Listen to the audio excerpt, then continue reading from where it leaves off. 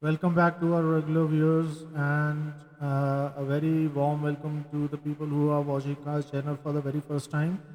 Let me, for the new viewers, let me tell you something that this channel is not where I'm going to sell you daydreams or sugarcoat the reality just for you to digest it easily.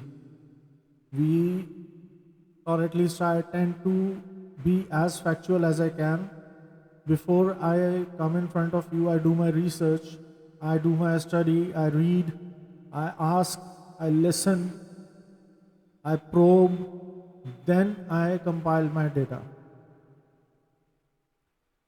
Now, today's data is something that has been worrying a lot of developing nations, especially a country like ours. The phenomena that we have been facing from last couple of decades, the phenomena is known as brain drain. This term has been thrown around a lot that, oh, we are facing brain drain, not just in our country, a lot of countries, developing and developed alike. Now, what does this mean? It means that the talented people are leaving their country in search of better opportunities abroad in another part of the world. Why is it? Why is it the case? Why is it their governments are failing them? They tell fairy tales about hope, about bright eyed youth destined to change the world. They are all lies, all of it, because from the moment these kids crawl, their innocence is targeted for slaughter. Corruption. One of the biggest reasons for the brain drain is corruption, which every government in the world claims they are fighting against. Every government, if you ask any world leader, they will unanimously say that yes, we are fighting against corruption in our nation. Then if you are fighting so long and so hard and for for for is it a war of attrition? Like, how do you plan to win it? What is your strategy? If you ask them, how do you plan to win this war on corruption? They have no answer. They'll simply say, we'll give more opportunities. How? How are you going to give more opportunities?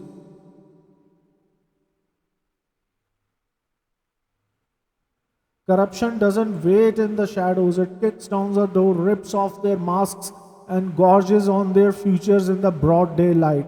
Every institution that promises to protect the schools, the laws, the government is nothing but a slaughterhouse dressed as a sanctuary.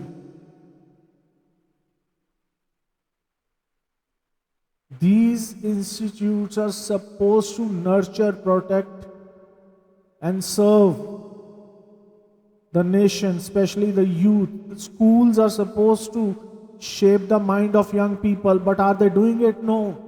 More or less, schools are running like a very well oiled business machinery. They are extorting, not extracting, extorting money from the parents in the name of extracurricular activities. In India, I recently came to know that it is mandatory in most of the schools to learn French. What the hell are they going to do with French? It is not even the most spoken language in the world after English. Spanish is. Teach them Spanish if you want them to learn something, to achieve something. For the sake of God, teach them Mandarin, Cantonese, French. Name one country which is dominating in business and speaks French. African continent. Are they going to work in cobalt mines? You're teaching them French for what?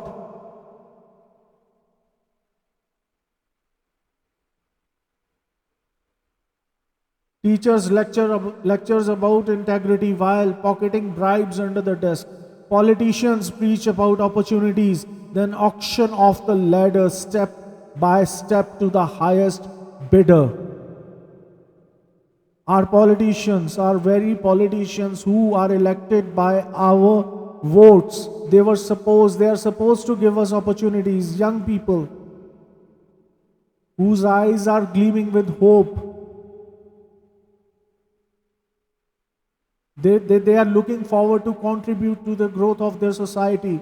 And when the reality hits them like a bullet train, what else do you think is they are going to do? Any sensible person is not going to stand there again and take it over and over and over and roll over on their belly.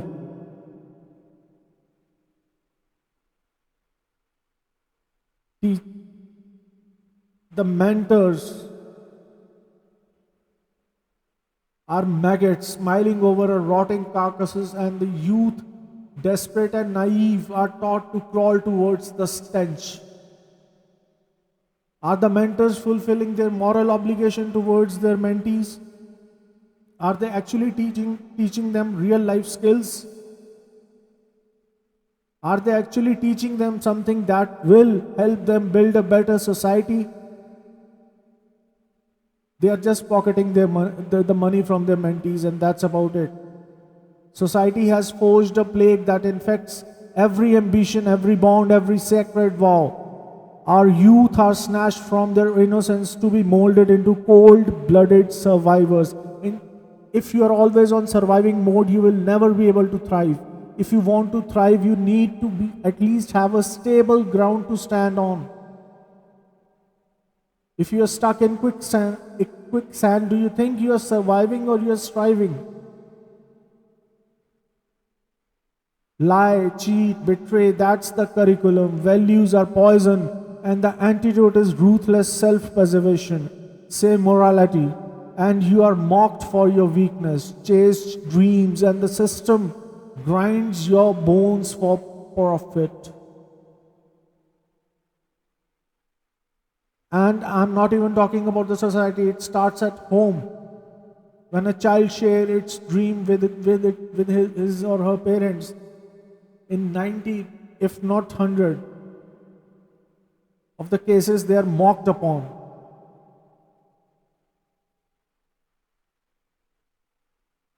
They are being told, no, you need to follow you need to conform with the social norms. Do what others are doing. What others will think if you do that or do this. Don't think that the rot stops at politics. Social media spits out fame for the corrupt, making villains into icons while burying honesty in ridicule.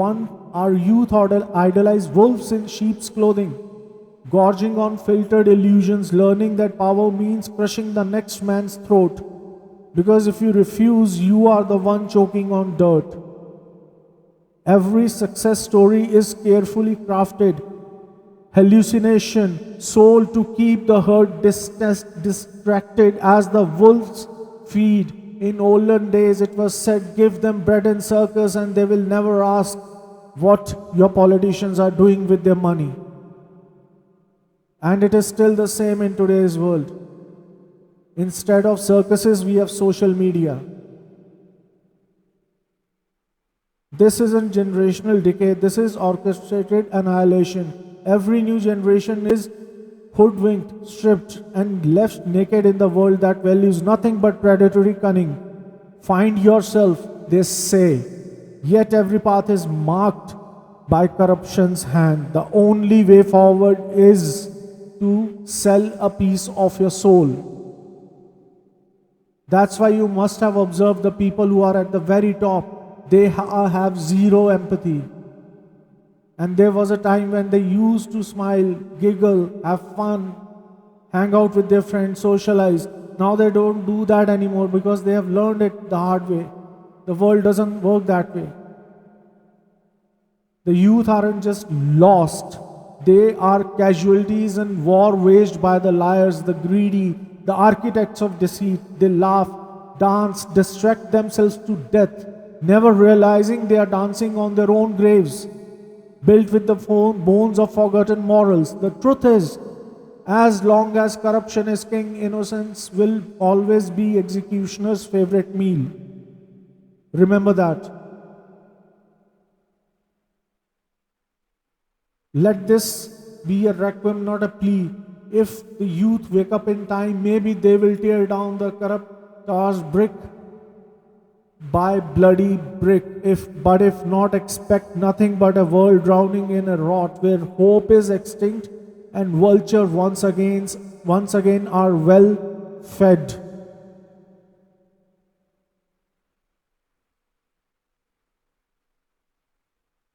Think about what I have said and let me know in the comment section if there is something that I have said wrong. If you don't agree with me on something, tell it to me. I'll be more than happy to have a healthy discussion, a civil discourse with you all. Again, I'm not a pessimistic person, I'm a very hopeful person. I have hope. That's why I started this channel not to gain money. I don't give two hoots about the money or the followers or subscribers. Don't subscribe. I don't care about it. But listen to the message. Try and understand it. These are not scripts that I'm reading mindlessly like a drone from some book. These are most of them are my own experiences personally that I have felt firsthand. And the others are the experiences that I've seen around me.